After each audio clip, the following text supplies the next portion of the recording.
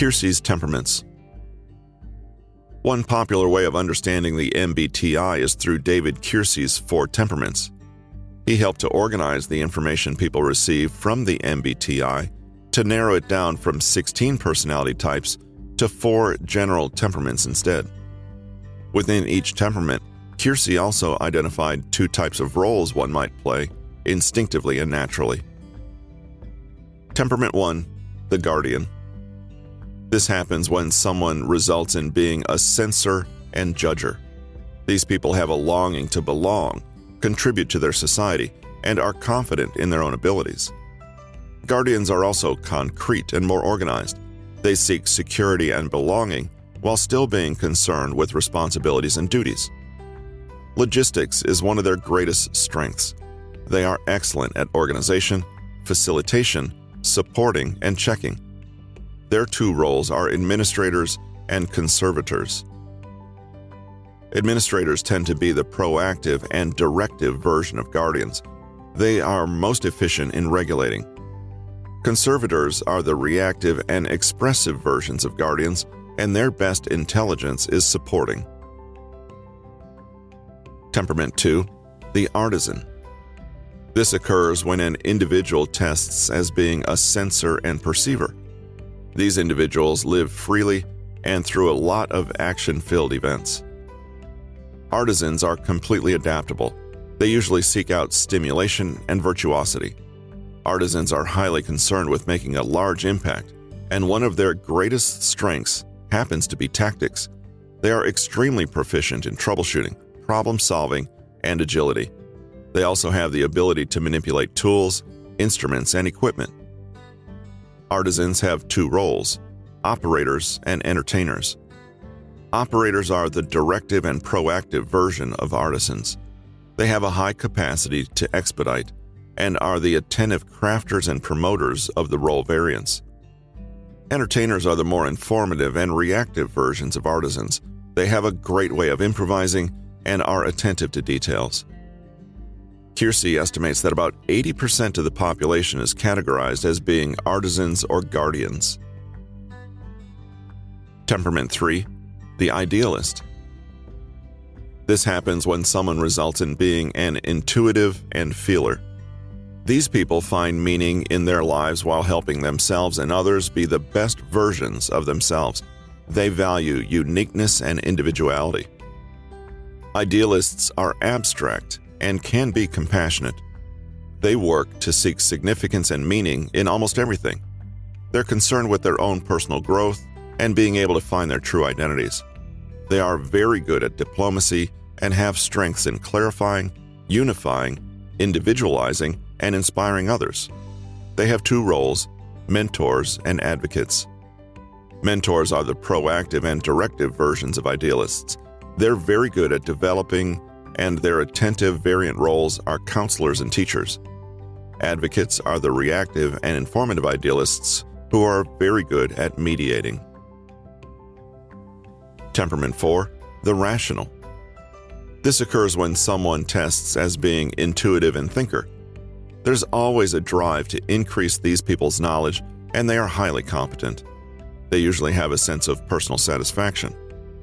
Rationals are objective and abstract. They seek to be masters of their craft and have self-control. They're usually concerned with their own type of knowledge and competence. Strategy is their greatest strength, and they have the ability to logically investigate, engineer, conceptualize, theorize, and coordinate. Their 2 roles are coordinators and engineers. Coordinators are the proactive and directive versions of rationals. They're great at arranging, and their variant roles are masterminds and field marshals. Engineers are the reactive and informative versions of rationals. Keirsey's temperaments have the ability to take personality trait assessment a few steps deeper than that of the MBTI. It helps to evaluate a person's results as they relate to other traits, while the MBTI focuses on each trait individually. But like the MBTI, no individual can ever be just one temperament. Almost every single person will have traits in all temperaments, so it would be extremely difficult to pinpoint just one category. Temperaments overall have the ability to give people a better sense into how they are and what they can do to change their personalities. Being a personality type merely tells someone how they are, but temperaments look beyond that surface-level interpretation. Temperament identification allows people to score themselves and potentially make a change for the better.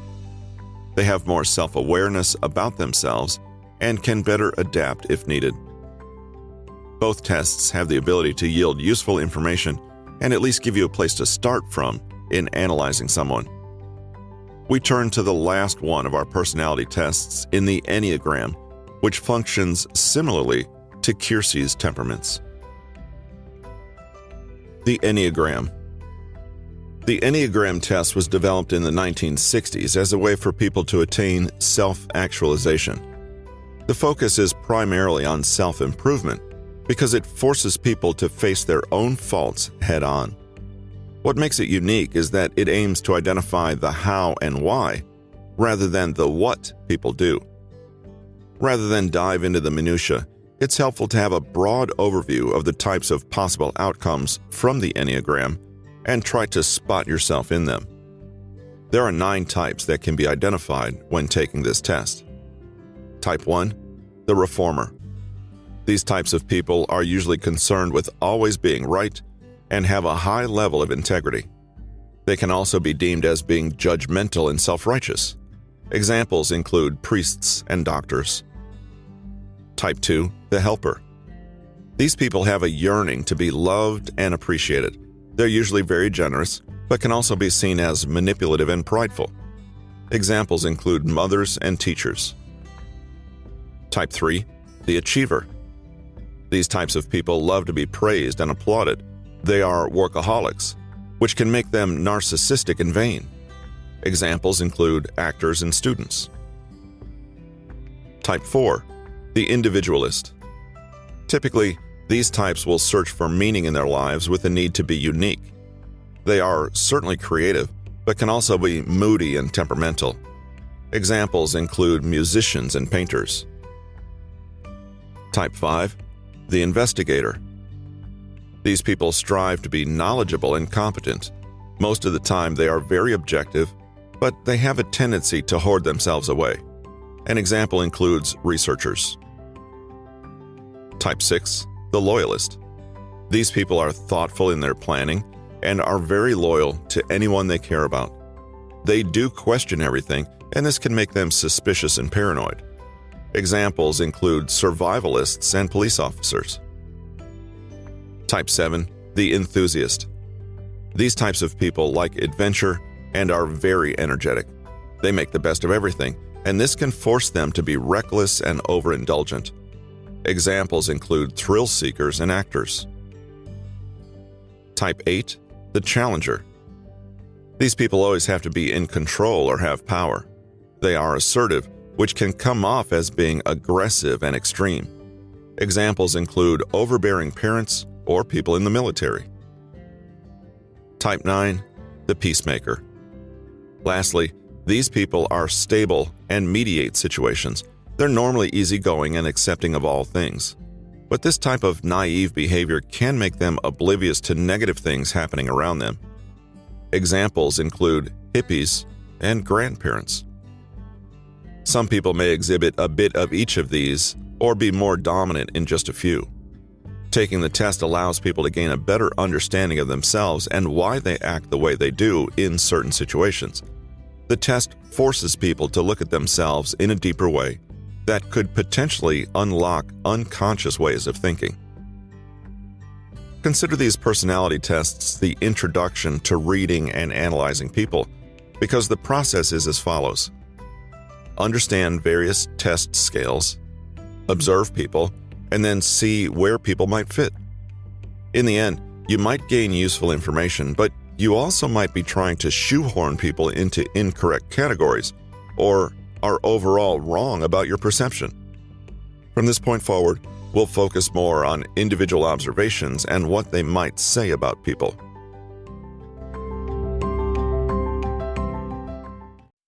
This has been Think Like a Psychologist: How to Analyze Emotions, Read Body Language and Behavior, Understand motivations and decipher intentions.